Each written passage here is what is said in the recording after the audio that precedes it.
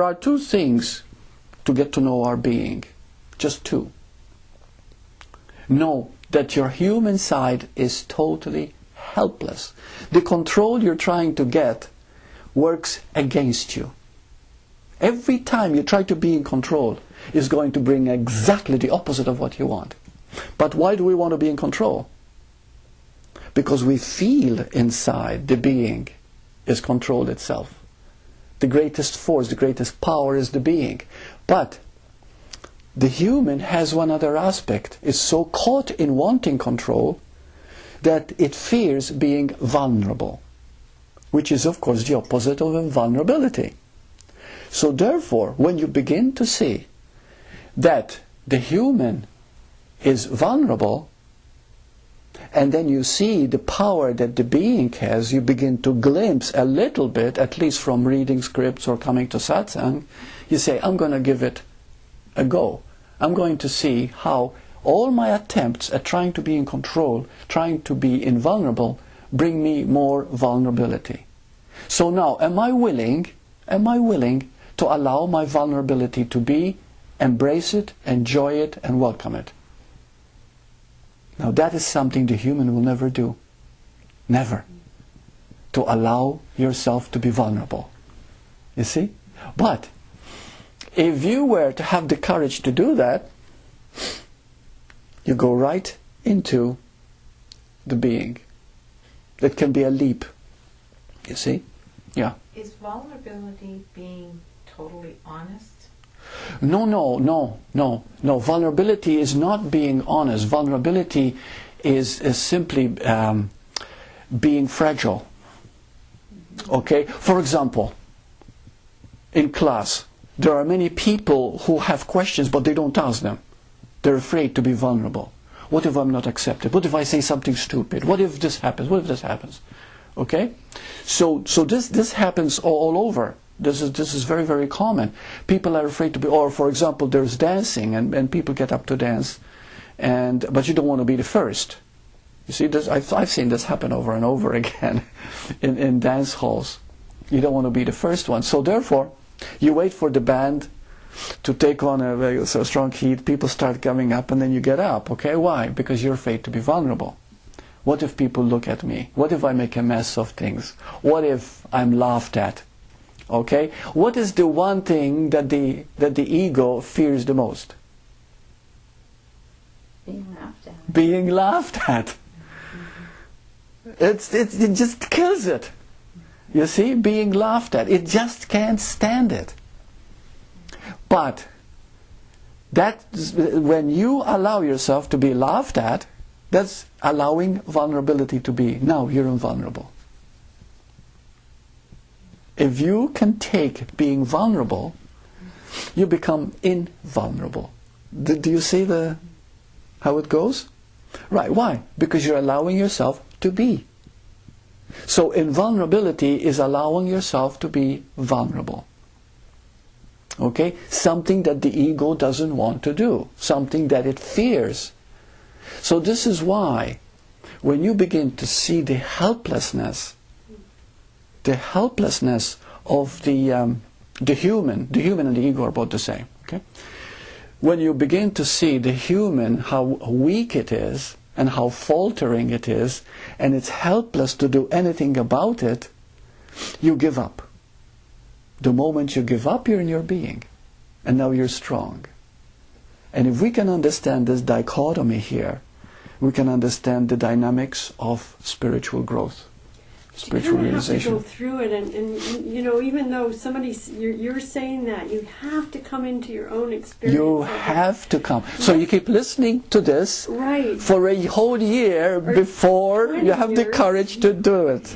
And yesterday, I had an experience yesterday, exactly what you're talking about. The whole day, it started off, I was sitting in meditation with other people in the morning, and I started crying, and I looked like an idiot. And then at work, I was walking around with black stuff caught in my teeth, and I found myself, and there was like this vulnerability. And then next thing I know, I was standing next to people who I felt really insecure, and I allowed myself to feel insecure and just be in that place. But the whole day was something like that. And But there was something that came out of that day Mm-hmm. by allowing myself not to make any stories, not to make any excuses, just to be in that rawness, Uh-huh.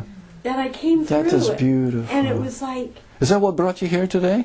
I don't know, something, it was a powerful day. Yeah. But it was interesting. Yes. But it was just like, yeah, Yes. you come into that yourself, though. Yes. Too. Yeah. And then you wonder, now what brought me to that place to actually see it and accept it and allow Right. it? Right.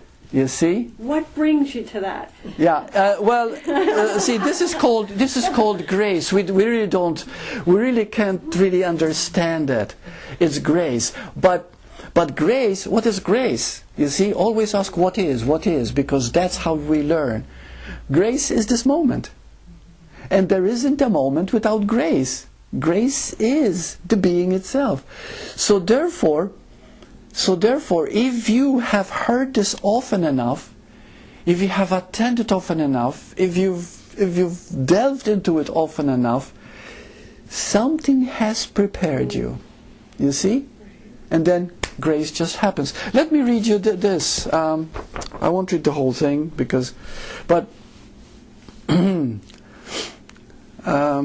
okay, the first one he says his name, he's from Turkey, but I won't mention his name in case, because I didn't get his permission. I am regularly receiving your scripts through email, and I'm really grateful for them. Until recently, I was not really getting totally what you were telling in those writings, but week after week after week, they have accumulated in my existence. And after a critical experience that I've just had, a video satsang of Gangaji actually, which came after some days of watching Eckhart Tolle's and Byron Katie's videos, some sort of a leap in my consciousness has taken place.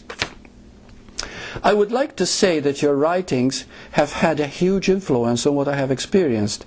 They constituted the background for the experience. I'm really grateful for that, because it goes well with what you're saying here. Actually, it was 2 weeks ago that I watched a video of Gangaji called Still in Awareness, and it changed something very deeply in my existence. While watching it, I instantly recognized what she meant by awareness being never agitated by conditions, the ever-present stillness in our existence. It was a moment of grace and silent transmission through the beingness of Gangaji. I somehow recognized awareness as a natural quality which I have always known, but just forgotten or just didn't pay attention to. For 2 days after the video, almost no thoughts arose, and a great bliss showered my whole existence. Nowadays, the thoughts arise as usual with all their drama, but at a deeper level I still feel calm and blissful.